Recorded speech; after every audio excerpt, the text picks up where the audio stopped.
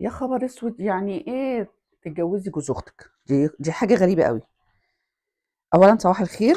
إيه، بصوا يا جماعه، انا بتجيلي قصص كتيره. القصص دي انا مش يعني برد عليها في الخاص، بس بصراحه القصه دي انا استاذنت صاحبتها ان انا لازم هعلنها لاني انا مش لاقيه لها حل. وكمان قصه غريبه من نوعها، انا ما شفتش حاجه زي كده قبل كده.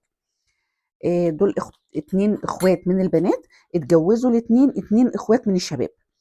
هم مش كبار، يعني عندهم الشباب عندها 25 سنة والبنات عندها 23 سنة.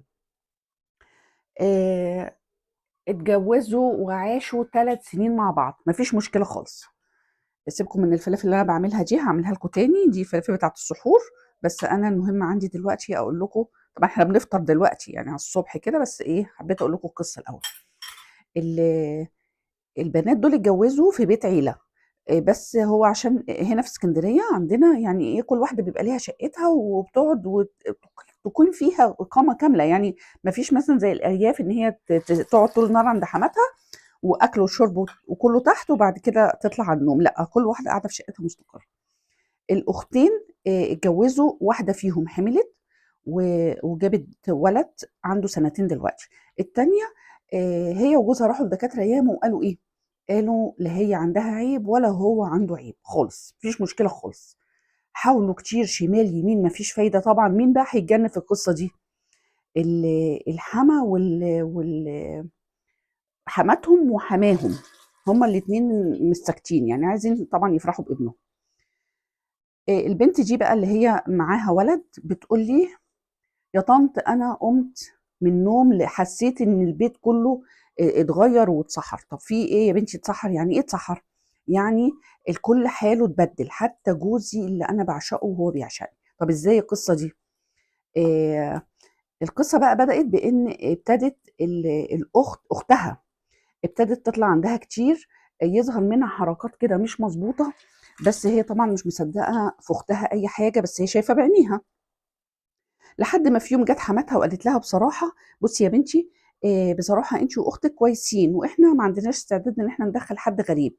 فانت هتطلقي واختك هتطلق وهيبدلوا الازواج. الكارثه بقى ان جوزها المفروض ان هو كان بيعشقها موافق على القصه دي.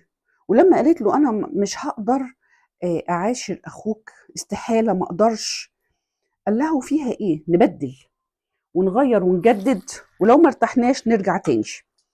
وهددها تهديد غريب قوي يا جماعه، قوي يعني: هطلقك وهاخد منك ابنك اديه لاختك، عشان لو ما خلفتش يبقى عندها ايه، عندها ولد، وانت ارجعي بيت اهلك. هي دلوقتي متحيره جدا ومش عارفه تعمل ايه في القصه دي. كارثه، بيتها بيتخرب قدام عينيها، وفي نفس الوقت هتتجوز اخو جوزها. هل ده ينفع اصلا؟ انا مش عارفه الموضوع ده ينفع ازاي يعني. وبصراحه لساني وقف، ما لقيتش اي حل ولا اي رد للقصه دي نهائي. فانا حبيت يعني اقول القصه دي الصبح، جات لي على التليفون، حبيت اقوم اقولها كده الصبح بدل ما اقول لكم طريقه الفلافل بحط فيها بهارات ايه. قلت والله لا قايله قصتها اساعدها. لو عندكم حل يا ريت تقولوه. انا مش لاقيه حل، لساني عجز. جات لي كتير مشاكل وانا حلتها بمنتهى البساطه بردود بسيطه، لانها كلها مشاكل احنا عارفينها ومتعودين عليها في البيوت المصريه. انما بصراحه المشكله دي اللي غريبه من نوعها، وانا مش عارفه حلها ايه، مش لاقيه لها حل بصراحه. فيا ريت اللي عنده رد يقوله لي، يا ريت يا جماعه ارجوكم، علشان البنت دي انا مش عارفه اقول لها ايه. واستنوني بقى في فيديو جديد اشرح لكم طريقه الفلافل البهارات بتاعتها ازاي. يعني احنا طحناها امبارح مع بعضينا، بس انا مش عارفه طبعا احكي وانا بقول البهارات دي بحطها ازاي، او بعمل ايه السر اللي بيخلي الفلافل بتاعتي تنفش كده. اشوفكم على خير ان شاء الله في فيديو جديد. باي باي.